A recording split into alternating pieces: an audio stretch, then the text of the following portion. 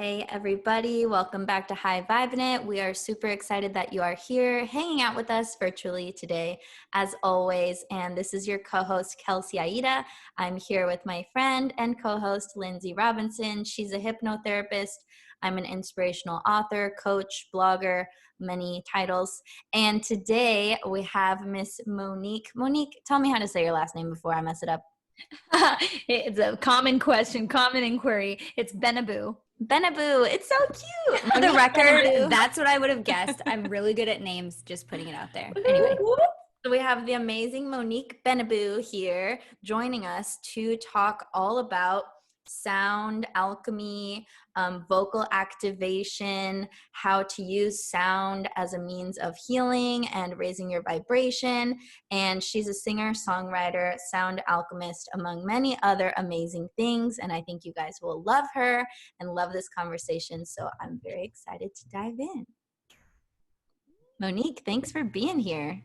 Thank you guys so much for having me. I love your energy and I can't wait to dive in. It already feels so yummy. We're going to have so much magic fun. On this show. It really is. A lot of magic, a lot of alchemy, a lot of, we're always sharing really beneficial perspectives and giving people new tools. So that's what we're all about. And we kind of pride ourselves in bringing in people that we've never brought in before, things that we've never heard of. And that's kind of what drew me to you. When I saw vocal activation, I was like, oh, what's this? Yeah. So I would love to get into just kind of how you got started. I know you have a huge, expansive musical background, and how, kind of your journey to getting into the more spiritual side, if you haven't always been there.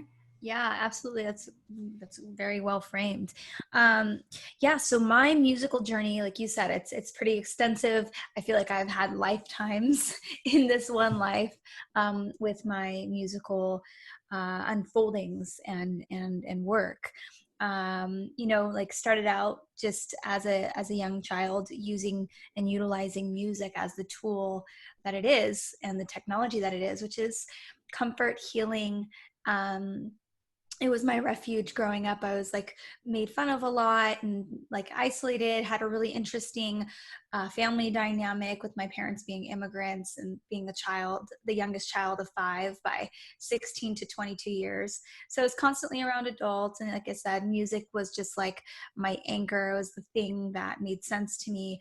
I was born with just a natural gift and a natural ear and attunement to be able to hear things and repeat. And so that took me pretty far for a while. I always knew that music was my path. And so every choice I made was in the name of that. So when I was 19, I moved myself from the Bay Area. I was living in Oakland, California at the time, and moved to Los Angeles to start my music career. And I wanted to make it big, and I wanted to be famous, and I wanted to be this pop star. And there's nothing wrong with that. And it was amazing. And I got more and more clarity as I made my way through the industry and had more experience in Los Angeles, in the Los Angeles music industry, I will say. So shortly thereafter, moving to LA, I auditioned at a cold call, lining up with thousands of people at 5 a.m. at the LA Forum for The Voice. And I actually was cast. And that was my quote unquote break into the industry. And so I was on The Voice, season 2, Team Christina, amazing, wow, level 100, experience, all the production, all the lights, all the top of the top. And then really heartbreaking and eye-opening. I was super green, came into that world, and I was like, yay, the dream, I'm living it. I bought the dream they sold me, let's put it that way. And shortly realized that there's a lot of smoke and mirrors, especially at that time in the industry. It's really where the digital age began to shift a lot of things. And the industry was trying to hold on in a really funny way. And so that began a trajectory of working with really high level people after The Voice. I was part of and associated with Justin Timberlake's writing camp. I was working out of Underdog Studios in North Hollywood, which is a really big production and writing camp. I was writing with some of the best writers in the world and had the opportunity to really get some clarity again on who I was as a human, as an artist. And I ended that cycle after 3 years because my music was not being put out. It was being shelved. We were constantly chasing trends, trying to find a sound. And I'm all about that. I'm all about the discovery of like who you be, right? Especially as an artist. However, the support and the structure wasn't there to really actually get us to that marker. So it just felt like we were going in circles, same soup, just reheating it. Just like, this is bullshit. So is it okay if I use that kind of language? Okay, cool. So okay. Yay. Okay. So, that really catalyzed a big shift for me because I was, again, so heartbroken, so disheartened, felt like I had this tremendous energy inside of me. I had so much to offer the world with my gifts, with my voice, with my writing, with all these different things, and no idea how to get it out, and just putting a lot of effort and feeling like I was this close to making it, and then just walked away from it all because I couldn't be untrue to myself anymore. I was sacrificing so much of my personal voice and my personal narrative and the things that were important to me that I literally hated music. And that was like the most devastating point of my musical life, was having given all of my power away and creative control away as an artist, to the point where the thing I loved the most, that was like my life raft, I hated. And so I took a pause. I took a year off, started cooking. I did yoga teacher training. I had a spiritual awakening during that yoga teacher training. Breath work like busted me open. And sound healing, that's where I first learned about sound healing and mantra and all, and 432 hertz and 528 hertz and all these other frequencies. And that was where it was seated.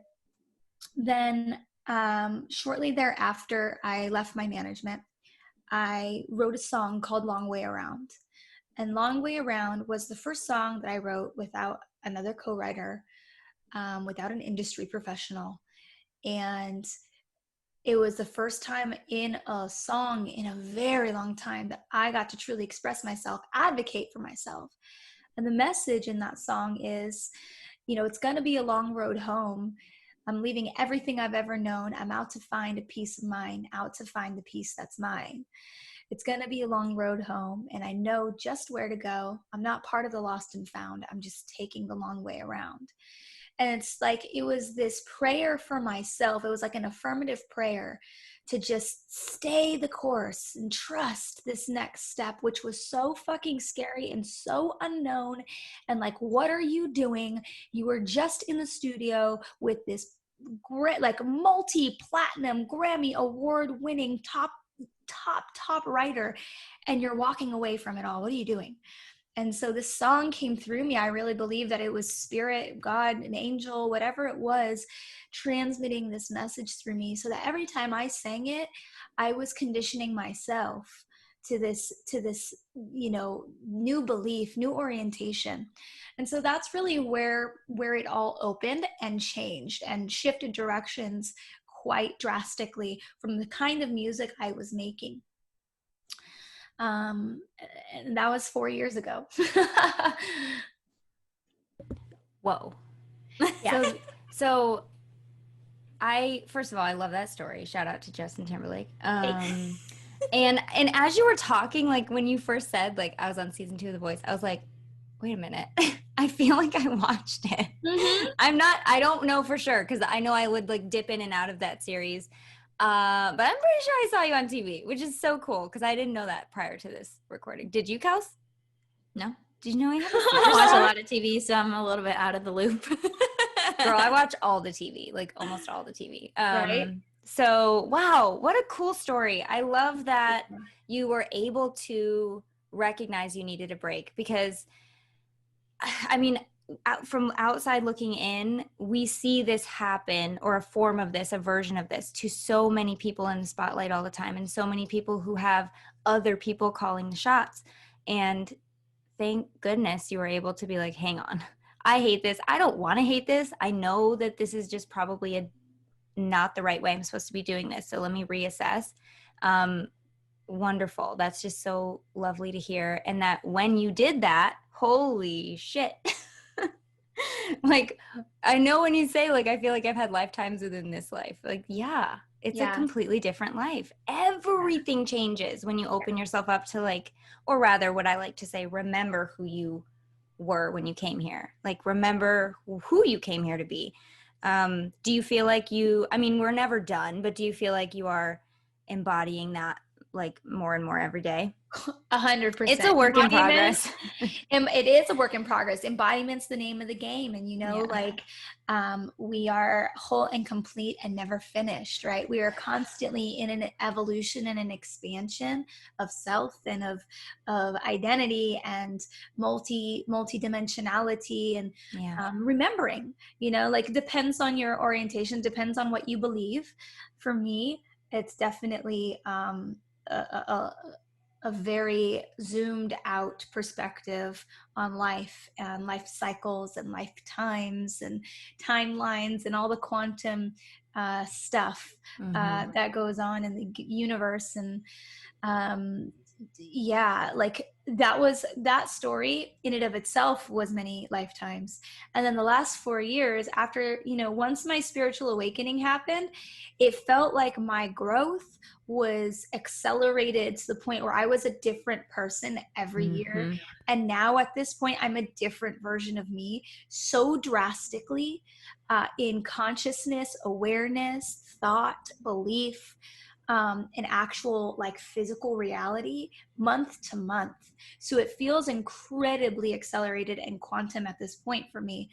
And it's a lot sometimes to ground, but I believe that when you get to this point in your life where you're able to really be in alignment and know how to pivot, know how to shift, know how to ride the different waves and the different energies, and let those energies illuminate different parts of yourself, like, that's an indicator that you can handle it. You can handle the pace of the pivot. And if you do the work to cultivate enough self-trust and learn how you work, you can do anything. You can go anywhere, and you can grow as quick, as slow as you want. Like, you come into this creator energy, co-creator energy, and identity, where manifestation and your reality become very empowered. So yeah, that got tangential, but yes. Everything you just said is so on point. What I want to say is congratulations for not selling your soul, because yes. So kudos to you. You're awesome.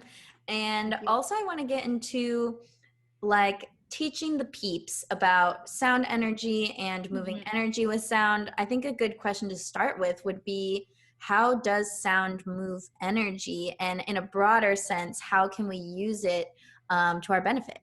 Absolutely. Yeah. So sound therapy, sound healing, like I had mentioned, it was seeded 8 years ago now from my teacher training, yoga teacher training. And it just really resonated with me, the kind of experiences I had, the visceral experiences in my body, and then paired with breath, it was just like, whoa. Sound, an orientation in sound therapy is that our breath is like the first kind of, it's a how do I want to say this? There's a lot of quantum languaging, and I want to make sure that it's, like, translated to where people understand. People can really grasp it because it's a lot. Our breath is a sound. Our breath is a vibration. And when we just come into relationship with our breath, we begin to move energy. So the same way that the breath moves energy, sound moves energy, because that is an actual vibration. Those are multiple vibrations. Now we can tune our breath. We can breathe in different tunes, and we can breathe at certain rhythms that lock us in to trance-like states, that activate a certain technology in the body, that open energy centers, that clear energy centers, that build heat. So this is like a entry level where I started with the understanding of sound. And as far as in healing, music has always been healing for me. However, like the scientific part of things, I really started diving into like 3 years ago. And I started learning about different frequencies, and I started learning about tuning of chakras and different notes and all the different instruments out there that can be utilized to support vibrational sound therapy. So I want to start with introducing the frequency of 432 hertz. Mm-hmm. So our standard tuning for music that we listen to on the radio, any sound bites that we hear on television and film, these are all recorded at the frequency of 440 hertz. 432 hertz is the natural resonance of our planet Earth and everything that grows on Earth. Some would argue or say that it is also the natural resonance of the body. And so what's really cool is this body that we have, this vessel, it is an instrument that emits frequency and receives frequency. And so when we begin to play with different frequency signatures like 432 hertz, and we begin to harmonize and tune our entire body to Earth, we lock back in to a natural rhythm and the cycle of nature itself. And it's one of the most harmonious frequencies that we can begin to work with. There are other frequencies that go higher. A common frequency that I love to use in sound healing is 528 hertz. 528 hertz is the attunement of unconditional love and cellular and DNA repair and reprogramming. So really powerful technologies. If you can liken frequency to a technology, like the OG healthcare script for the being, for consciousness, for the universe. It's like literally, like this is universal healthcare, is sound frequency and healing frequencies. And so we use this technology, we use this tool to affect and influence our cellular makeup, as well as supporting brain function, balancing, recalibrating the quadrants of the brain and the left and right hemisphere. And so there are multiple, and then also the chakral attunements and clearings. You can activate people, you can help people ground and accelerate, ground, and attune. Yeah, so those are the three main components of like working with different resonances. There's a lot more, so I'm going to take a pause and just Great time to I let that love sink this. in, everybody. It's a big, wide world of sound therapy. Yes. Yes. The first question I have about when you first started talking about the 440 hertz, do you know if there's a reason that it's at 440? Because I know that ad people and the government, you know, they know more than we think they know. Is there a reason? Is 440 like make you more suggestible or something? Like, is there anything about that? So there are many theories. Yeah. But back during Beethoven's time, this is where the time signature changed into modern mainstream. Some say it's for specific control reasons because that frequency is slightly distorted and influential. But regardless, I think more than anything, when we're talking about larger forms of control, like mass mind control, we really look to the narrative. And like the lyrical content and the sound tonality, because there is healing music. I use 442, but I use it in its correct way of using it. I use it with certain parts of the body. I have sets of 440 for recording that are tuned to chakras. So like none of the hertz frequencies are necessarily bad or like toxic. It's the use and the alchemy itself of that frequency. So it's like malpractice when a doctor prescribes you the wrong medicine or intent, you know what I mean? Like that. That's how I would kind of talk about that part. I love that you, we don't want to go down any rabbit hole, but real quick side note, like these moments when we have guests like you, and really every week, I'm like, how did we not have a podcast before, Kelsey? Like sitting here and learning all of these things or rehearing some of these things and knowing that people are learning them for the first time. It's like, oh my God, what a magical avenue and modality to like just bring magic to the world. Like magic is real, y'all.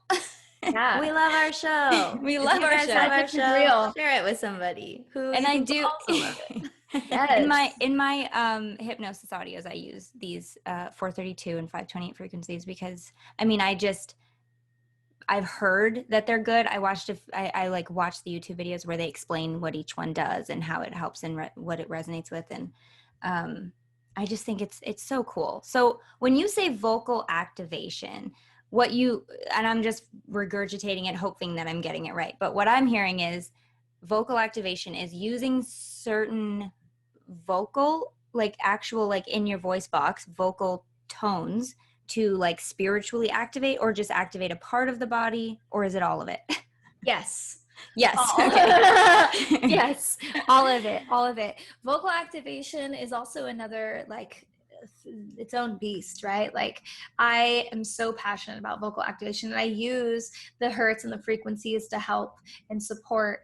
And my singing bowls, they're crystal alchemy bowls, which are just phenomenal. They're tuned to different chakras, tuned to different hertz. And then there's also like the endocrine set, which works with bone and blood and like very, very deep work.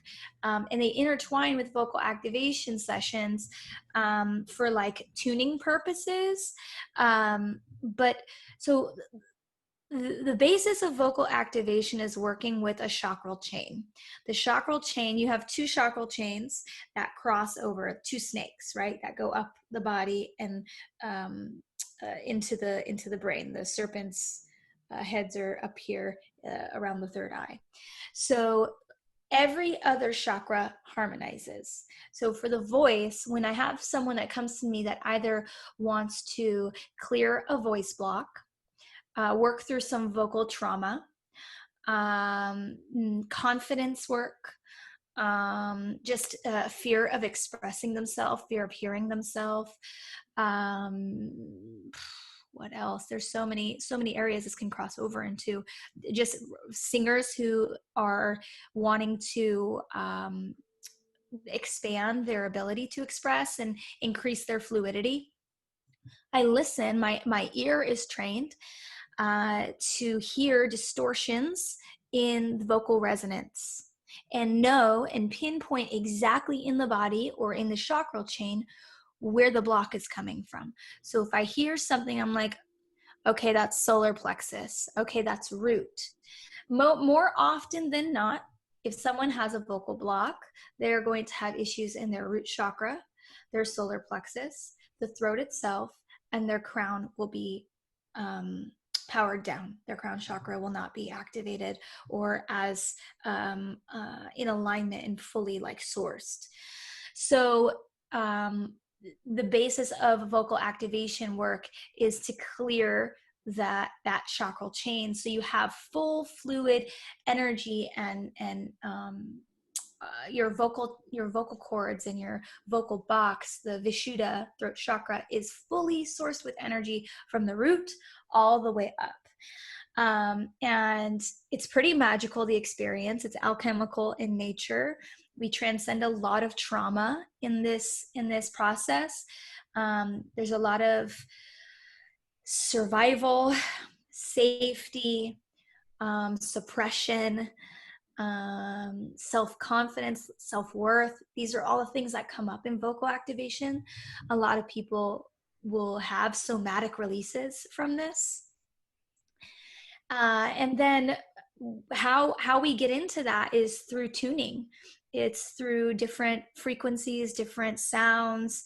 We do a lot of ugly sounds that create specific like vibrations and like shaking, and the specific vibrations and the specific vowels that we use, they open and activate certain parts of the body, the small and tiny muscles in the neck, in the ear, connecting the ear to the throat. A lot of people have disconnected ears from throat, overactive throat chakras, not very active ears. You know what I mean? And you also see that in people who sometimes they call this I don't love this term, but tone deaf. It's not that you can't hear it. There's an ear block. There's a throat chakra block, and the throat chakra is ears, nose, and mouth, as well as the back of the neck. So there's a ton. And then from there we progress into vocal embodiment work. And this is where like I work with, world-class speakers, artists, singers, coaches, people who speak or use their voice for a living to really mean what they say from every single chakra, from every single energy point, so that it is not just great lip service, but it's embodied. Because the thing is, all of this is amazing, and like it's like mental masturbation on the scientific and quantum levels. However, when you really break it down, when somebody says something to you and it doesn't feel true, it's usually because it isn't. And the body recognizes the instability in the frequency that they are receiving, that's being given to them. And so the easiest way for someone to really kind of try this out and see for themselves if this works is pay attention next time you're in a conversation with somebody and for some reason you have a thought that like maybe that's not true or what, and just feel where that feels, where that shows up in your body, and honor it. I err on the side of most often just trust yourself, trust those instincts, because again, the body's primary language is frequency, and the body knows. Hey there, thanks for watching this video. If you'd like to watch the extended version where you get the full podcast episode in a video format, just go to patreon.com/highvibe. The link is in the description. That's where you can become a supporter of the show, listen to all the episodes via video format, and each week you get extended versions of the show, meaning you get to see the pregame behind the scenes, and also you get an extended interview with whoever we're guesting, or if it's me and Lynnsey, we usually pull cards for you guys, fun stuff like that. So go check it out. There's lots of cool goodies, including a free copy of my book, a free audio hypnosis from Lynnsey. She's a hypnotherapist. And yeah, we just want to give you all the goods, all the content. So head over to patreon.com/highvibe to become a Patreon. Or if you'd rather listen to the rest of this episode, head over to highvibinit.com where you'll see all the links to everywhere that it's getting streamed. Click your favorite one and be sure to subscribe so you don't miss an episode. Thanks for listening.